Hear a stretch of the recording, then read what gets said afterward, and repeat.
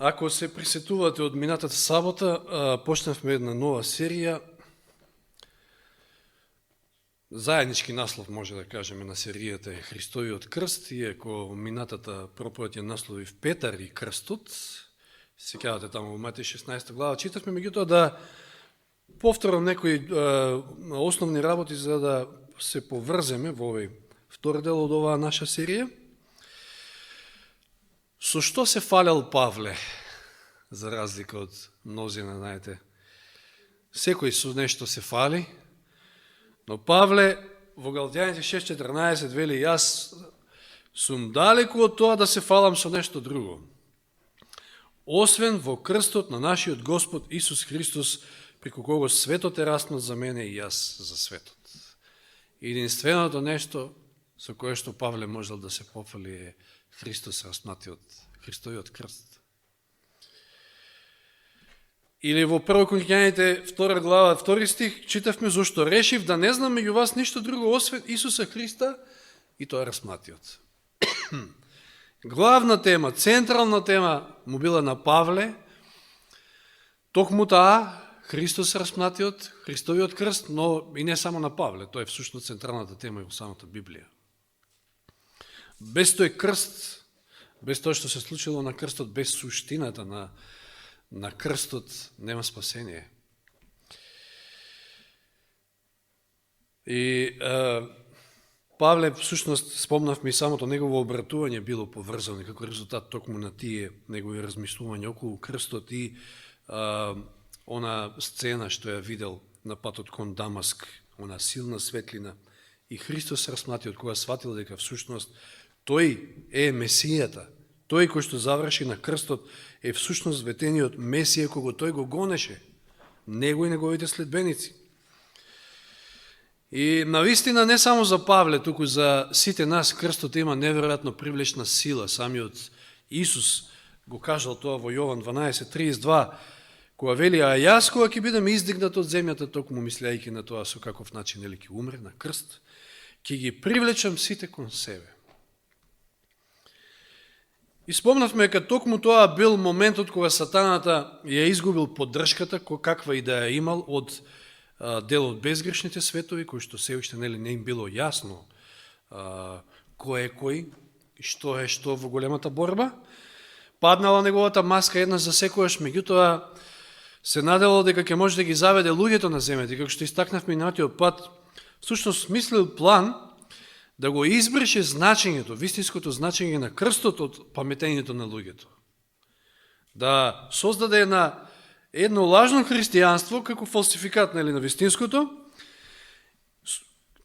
кое што христијанство е едно од неговите карактеристики да го одмине крстот, неговото вистинско значење и да се задржи само на символот. Значи да стави акцент на самиот крст, на символот, и тоа да го популаризира до крајни граници. Спомнавме, значи крстот е денеска омилена мајлија, магиски знак, амблем, како сакате, по цркви, по ридови кај нас, на вратови на многу луѓе и така натаму и така натаму.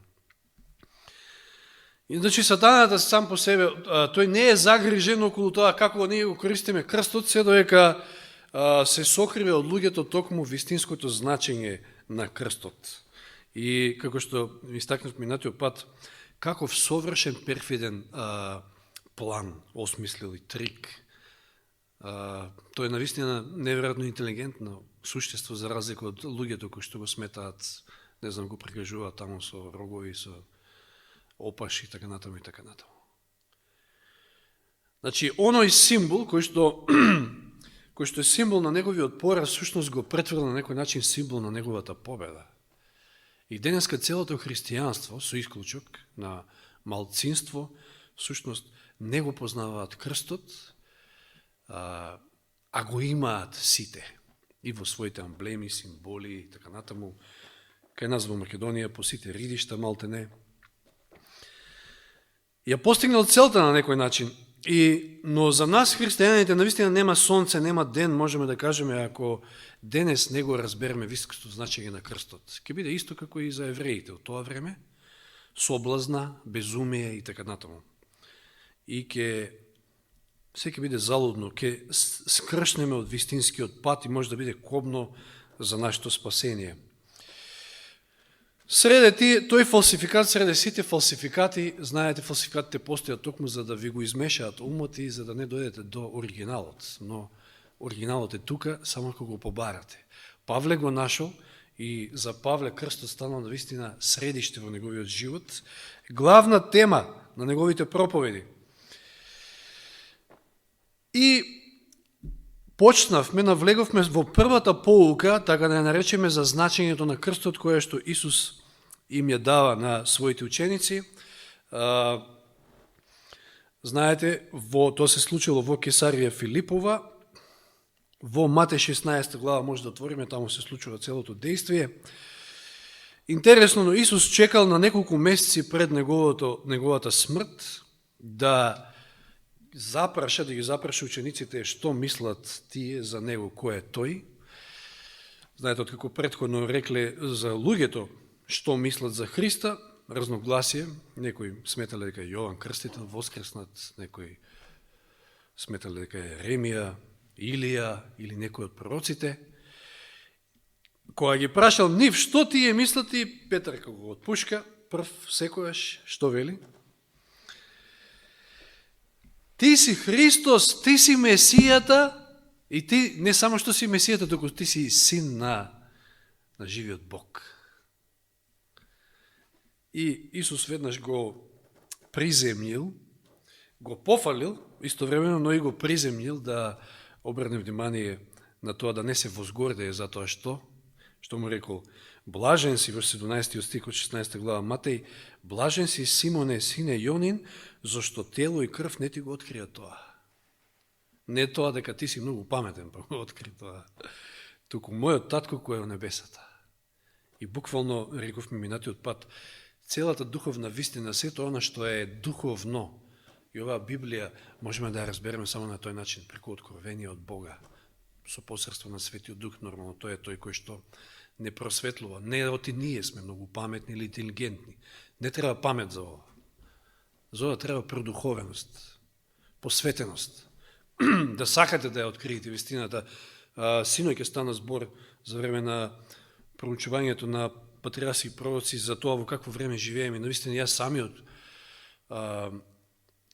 не знам како би се одвил мојот живот ако јас бев на тие години кога ја осознав вистината во ова време да живеев. Во ова време на овие електронски уреди, таблети, телефони, компјутери, интернет, каде што се и се што ќе најдете. Како ќе се снајдев, не знам. Значи, море на различни информации. Зборам само од религиозна точка, значи, гледна точка. Отворете YouTube и ќе најдете проповеди и вакви и такви, подршка за тројство или поинако, или подршка на Елен Вајд, од друга страна негирање на Елен Вајд, или што и да е, и како ќе се снајдев, јас се прашувам. Меѓутоа, факт е дека Господ нема да го остави ниту еден искрен истражувач. Секој на кој што искрено ја баре вистината од срце ќе ја најде, дури и во ваква една збрка. И како што ѓаволот ја користи целата оваа технологија за да ги избрка луѓето, Исус, Господ, ја користи за да го прошири Евангелието, да стигне до целиот свет. Еве, толку сме колку што сме, фалимо на Бога и за тие што сме. Навистина, денеска живееме во време кога едноставно е на некој начин, не би рекол дека губење време, меѓутоа секој обид, нели, за да се дојде до некоја душа може да биде благословен од Бога и да се дојде до душите, меѓутоа тешко е денеска да одржите евангелизација и кој ли ќе ви дојде. Не е тоа како едно време, меѓутоа оној кој што не сака да дојде овде ќе отвори нешто на YouTube, на некој видео, ќе погледне и ќе се осведочи. Така Господ стига до многу домови и до многу срца. И фала му на Господа за тоа. Значи, никој не може, како што вели 1 Коринќаните 12:3, никој не може да каже Исус е Господ, освен преку Светиот Дух. Светиот Дух е тој кој што ги открива овие големи вистини. И откако Господ Исус им ја открил оваа голема вистина, односно го пофалил Петар, му рекол дека тоа е така, И потоа нели следат оние стихови на оваа карпа, мислејќи на самиот себе, Исус ќе биде изградена црквата и така натаму. 21 стих, тоеш доаѓа моментот кога Исус им укажува на скорешната негова смрт. Вели 21 стих од 16 глава Матеј, оттогаш Исус почна да им покажува на своите ученици дека беше потребно за него, тој, Месијата, Синот Божи, да замине за Ерусалим, ама не да се прошета таму, не како турист или не знам што, туку да пострада многу од старешините, главните свештеници и книжниците и да биде убиен. И како до тука да слушнале, него слушна овој последниот дел и на третиот ден да воскресне. Зато што биле, слушале, но слушале со неверување. Како тоа сега одеднаш, само што разбравме дека е Божи син, дека нели, за евреин Бог сега па имал син, па уште и тој син, тој Месијата, ветениот Месија кој што го чекавме, ќе замине и ќе биде погубен. Едноставно не можеле да го разберат сето тоа. И реагира веднаш Петар, повторно оној блажен син Јонин, како што нели Исус го нарекува погоре, кој прв го признал Христа за Божи син, повторно прв реагира, го зема настрана и почна вели да го кори во 22 стих, велејки Бог да е милостив кон тебе, или Боже сачуе, вели во преводот на Даничич Караджич. Тоа никогаш нема да ти се случи. Ти да бидеш погубен. Па ние едва го дочекавме Месијата и сега Месијата да биде погубен. Нема шанси. Крстот не е за добри луѓе. Најмалку за Божиот син. Тоа е за разбойници, за преваранти и така натаму. И рековме дека од тука всушност, и не само од тука, кај незнабожичкиот свет, крстот бил безумие и така, меѓутоа и кај евреите станал голема соблазна. Како тоа да се прифати дека Месијата треба да заврши на крст? Меѓутоа, оваа збунетост кај учениците не треба воопшто нас да не изненади. Треба да се прашаме како ние би реагирале да бевме на нивно место. Затоа што ако крвта и телото, ако нашиот разум не е во состојба да сватат дека Исус е Божи син, колку помалку тогаш би го сватили ова второ, односно висинското значење на крстот. Тоа е она што треба да го разбереме. И воопшто учениците во оваа пригода не се воопшто за осуда, најмалку и Петар, како нели најбрз. Затоа што, знаете, така знаеле, го очекувале Месијата и воопшто не очекувале дека Месијата треба да биде некој страдалник, туку некој кој што ќе ги ослободи, кој што ќе донесе мир, просперитет и сето оно што е најдобро за нив.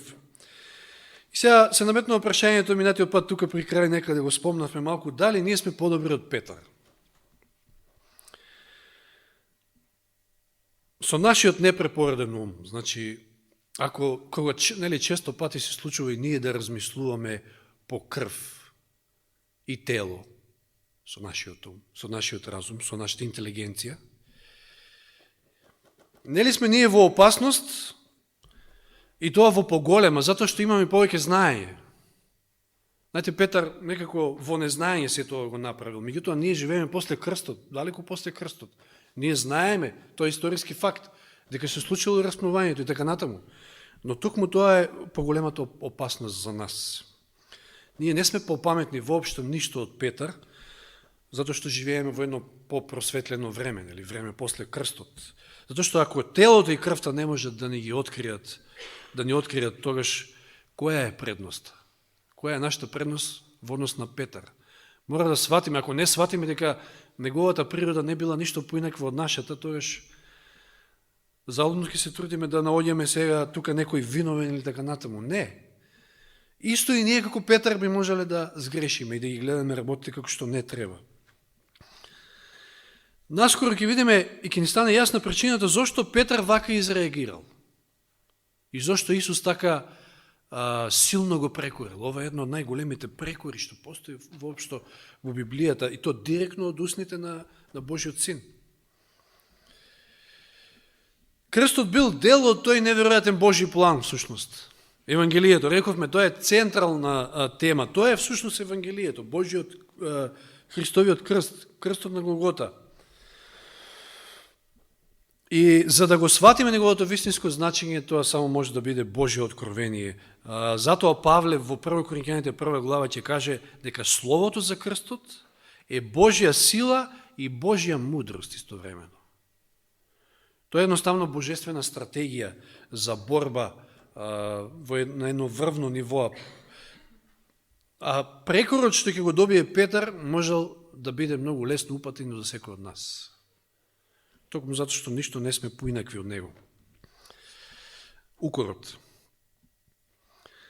Матеј 16:23, еве го укорот. Значи Петар му вели, Боже, сачувај, нема шанси ти да завршиш во Иерусалим и да не пострадаш.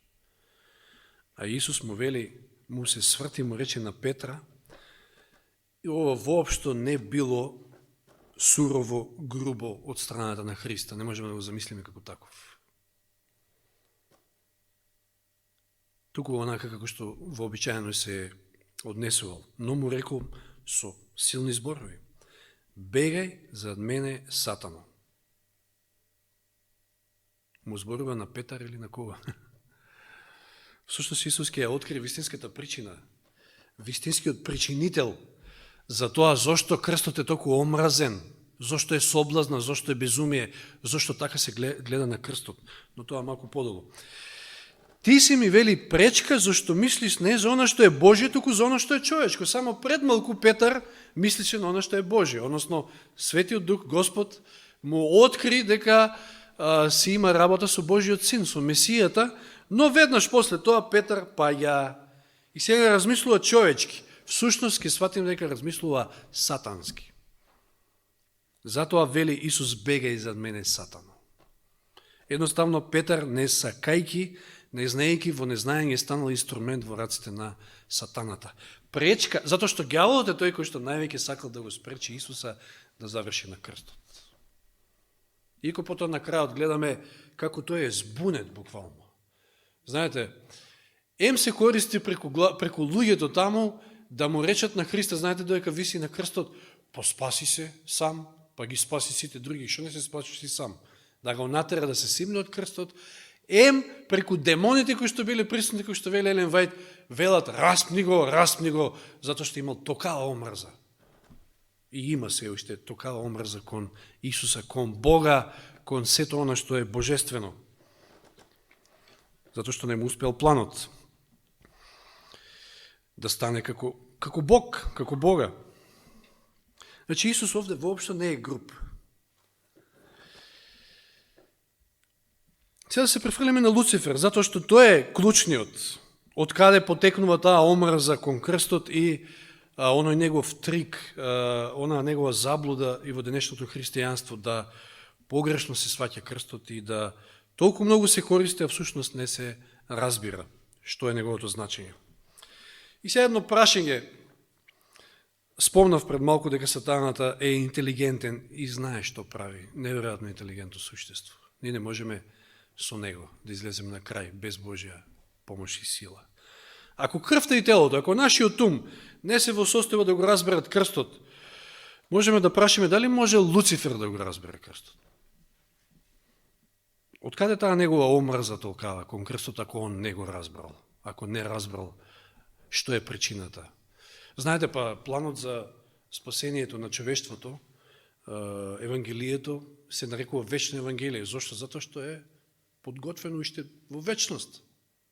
Одамна таткото и синот се договориле дека таткото ќе го жртвува синот, а синот самиот себе ќе се жртвува. Луцифер морал да знае што е идејата на крстот. Од таму и тој негов голем презир. Знаете, сакал да го заземе местото на Бога. И таа своја идеја само ја пресликал во падот на човекот, на нашите прародители. Што им вели таму? Не, па нема да умрете. Туку не, ќе станете како Бога. Ќе станете како богови. Затоа што тоа било неговата желба, да стане Бог, да стане како Бога. Ќе навлезете во нова сфера на знаење, на живот, еден поинаков живот. Еве да се подсетим во Исаија 14 глава, иако 13-14 стих, кои биле неговите желби, иако овде во македонскиот превод не се гледа тоа толку јасно, тоа негово его, меѓутоа во англискиот јасно 5 пати се спомнува во овие 2 стиха јас, јас, јас, јас, јас. Изборуваше во своето срце, јас ки си искачам на небесата. Го нема јас овде, меѓутоа го истакнувам. Над Божите звезди, јас ки си издигнам престол за себе, на собрената гора, јас ке престолувам на краен север. Јас ки се искушам во облачните висини, јас ки бидам еднаков со Севишниот. Обземеност со самиот себе. Егоизмот, всушност, е корен на греот. Греот го има својот корен во егоизмот, во себичноста. Беше спомната и за време на пуката. Себичноста. И заради ова дигнал бунт на небото, заради зависта што ја покажал пред себе кон Божиот син, затоа што тој сакал да биде на негово место, на место на Бога. И знаете како течел тој бунт, знаете дека после едно известно време бил исфрлен, заедно со своите приврзаници, 1/3 од ангелите, исфрлен од небото. Имал доволно време да се покае до тогаш, до исфрлањето, па и подоцна. Но што би значило покајанието за Луцифер? Сега ќе подсетам подолу малку на еден цитат кој што го цитирав овде во една моја проповед, што се викаше покајанието на Луцифер. Што би значило покајанието за Луцифер?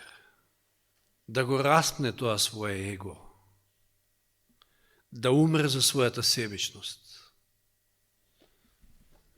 да умре за своето јас. Но наместо тоа што имаме, што добивме? Сега е времето да се подсетиме на тој цитат кој што се наоѓа во времето и знаците. Знаците на времето, всушност, времето и знаците е книгата на Тасевски. Ова е од списанието The Signs of the Times, од јануари 16 1879. Видите колку рано. Какви откровенија Господ и дал на сестра Елен Вајт. И сега обидете се да си ја осликате оваа слика. Сатаната ги гледал грешните последици од својот бунт. Се случил бунтот, исфрлен од небото и сега ги гледа последиците. Морници му поминували, се плашил да се соочи со иднината и да помисли кон што води сето тоа. До тука, еве сме до тука. Што понатаму се? Што ќе биде понатаму? Каде се наоѓаше тој? Сега си мислел, каде се наоѓаше? Беше прв меѓу ангелите. Веднаш тука, до Бога. Зарем ова не е само еден страшен кошмар, се прашувал. Зарем е веќе исфрлен од небото? Зарем се случи тоа? Зарем не сум на небото веќе? А толку многу посакувал да биде највисоко на небото. Зарем небесните порти за него нема повеќе да може да се отворат и да го примат? Светлите, свети ангели му се поклонуваат на таткото, но сатаната нема веќе да биде дел од небесниот хор.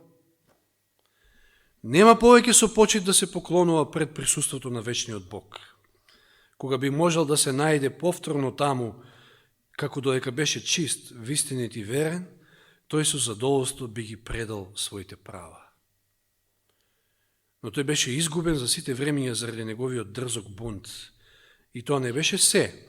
Тој и другите ги поведе по истиот пат на бунт, ангели кои никогаш не ни помислувале да ја стават под знак прашање волјата на небесата. Или да одбијат да му бидат послушни на Божиот закон. Се додека не им вметнал мисли во умот, прикажувајќи им како би можело да им биде подобро со него, нели? И би имале поголема слобода. Неверојатно интелигентен, лукав. На ваков лукав начин тој ги завел. Наместо да им биде подобро, тие ги искусиле тажните резултати на непослушноста и непочитувањето на законот. Сатаната треперел кога видел што направил. имал шанси да се покае. Видите во каква состојба го опишува Елен Вајд. Потоа вели, осамен размислувал за минатото, сегашноста и за иднината.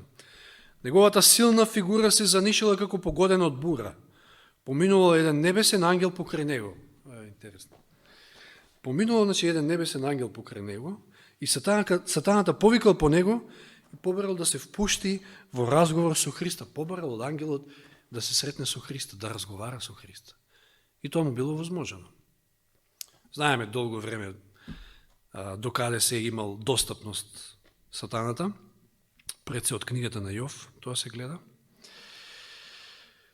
Му било одобрено, тогаш тој посочил дека се покајал за својот бунт.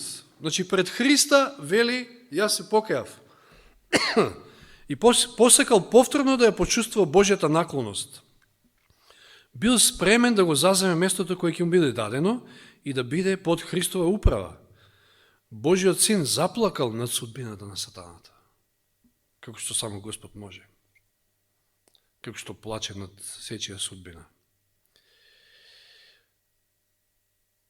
Божиот син заплакал над судбината сатаната, но му рекол дека такво нешто не е можно да се случи.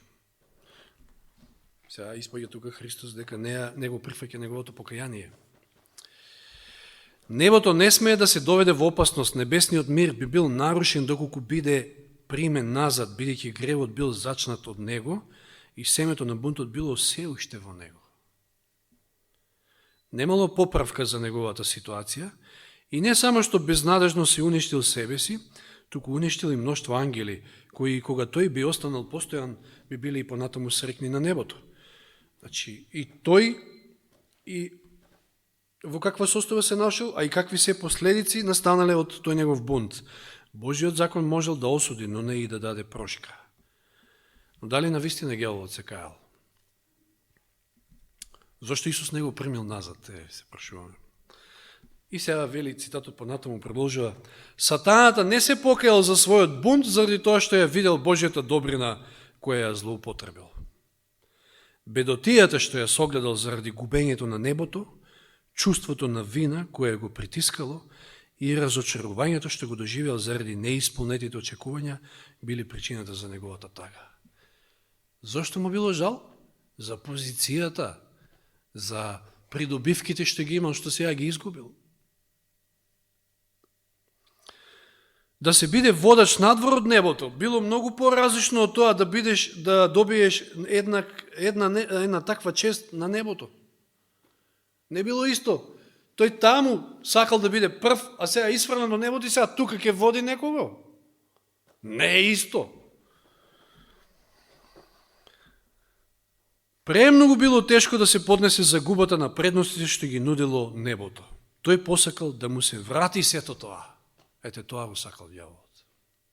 И затоа не бил примен. И тогаш кога зборувавме за покајанието на Луцифер, всушност беше како пример за не вистинско, за лажно покаяние всушност. Го земавме како пример. Че овде не гледаме умирање на неговото его и распнување на себичност. Напротив, тој уште сето тоа го посакува и му е жал зашто го изгубил. Сатаната го презрел и го отфрлил крстот. И не само тоа, туку станал и најголем негов непријател. Да се сетиме во пустината, како го куша Христа, меѓу другото. Ги гледа, му ги прикажал сите светски богатства, сите светски власти, сите царства светски. Сето ова ќе биде твое, само ако ми се поклониш на мене. Сето она што го узурпирал. Значи му ја нуди славата на светските царства на Христа, тоа што он самиот го сака, со која цел? За да го одврати од крстот. Христос знаел дека само преку крстот може да ја поврати земјата во своја своина, иако е негова, нели? Ова е само узурпирана земја од страната на ѓаволот. А ѓаволот не, еве ти ја земјата, сета слава, сите светски царства, само за да не заврши на крстот. Но Христос знаел дека патот и единствениот пат е преку крстот. Значи, иако сатаната бил толку близко до покаяние, сепак одбил тоа да го стори. Го отфрлил само откажувањето, само жртвата. Како стил на живење, а што прифатил? Промовирал стил на самоизвишување, самоугодување, самолюбие, егоизам и така натаму и така натаму.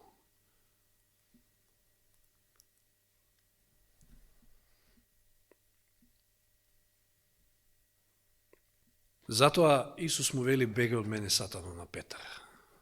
Сушто му се обраќа на ѓаволот. Затоа што препознал дека тоа се идеите, мислите, зборовите на ѓаволот. Неговата голема желба да го спречи, да биде пречка за Христа да заврши на крстот.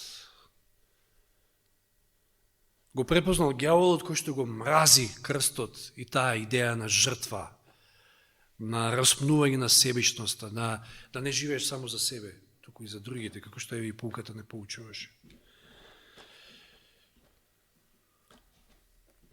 Но сатаната сака да живее за себе. Тоа го видавме во Исаија. Јас. И тоа е мото на живење на големиот број, поголемиот број, да не речем 99% на луѓето што живеат на оваа планета.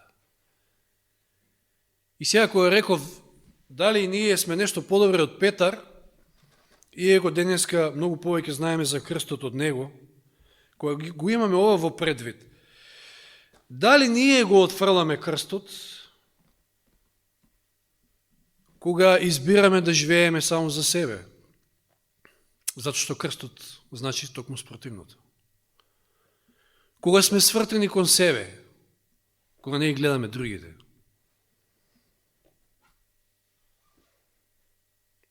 И може би си викаме некојаш, да не даде Господ, ја сега на него ли ќе му помагам, или не знам, да идам да се ја понижавам пред него, или да не даде Господ, нема шанси тоа да се случи. Тоа се истите зборови, како на Петар. Значи, ако било можно со Петар вакво нешто, можно и многу и со нас. Дали Исус за нас би рекол, бегај од мене, Сатано? Тоа зависи од нашиот однос кон крстот и дали го прифаќаме и сваќаме вистинското значење на крстот.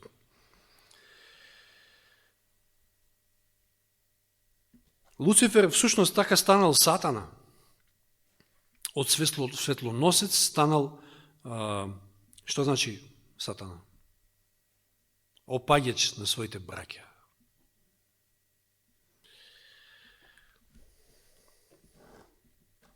Значи, иако бил близко до покаяние, сепак тоа го одбил. Тој самиот од искуство знае дека секој грешно битие, секој од нас може да се врати од својот грешен пат само преку крстот. Кога ќе распне, кога ќе умре за тоа своје его, за таа своја себичност. Тоа е новото раѓање. Кога вели таму псалмистот Давид во 51-от псалм, зачнат сум во греот. Нормално ние не веруваме тоа дека греот се пренесува од колено на колено, ама се пренесува грешната природа. Значи ние по природа сме себични и горди. Тоа е тоа. Греот е кршење на законот, ама меѓутоа ние и на некој начин таа грешна природа си ја носиме со себе и таа гордост, таа себичност, тој егоизам е всушност корен на греот. Само следи после недостасува прилика, можност за да греот се исполи преку кршење на законот. И затоа, за да се случи таа трансформација, тоа наново раѓање, мора да се распне таа себичност кај нас, тој егоизам. Затоа што тоа е одлика на ѓаволот. И затоа ние по раѓање сме пријатели со ѓаволот, а не со Бога. Ние сме Божи непријатели со раѓање. Затоа што сме себични и горди. Погледнете на мало дете, ќе видите. И Петар овде несвесно, значи, како што кажав, застанал на страната на сатаната, затоа добил ваков укор. Сатаната цело време се бори против крстот. До последен миг, кој што спомнав, затоа вели во Марко 15:30, тој стих што и претходно го спомнав, спаси се себе си, слези од крстот, кога Исус виси на крстот.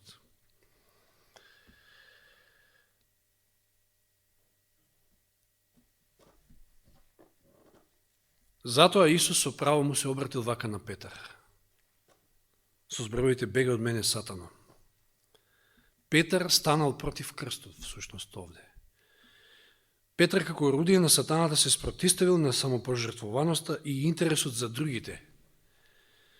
И како ѓаволот да проговорил преку него, всушност,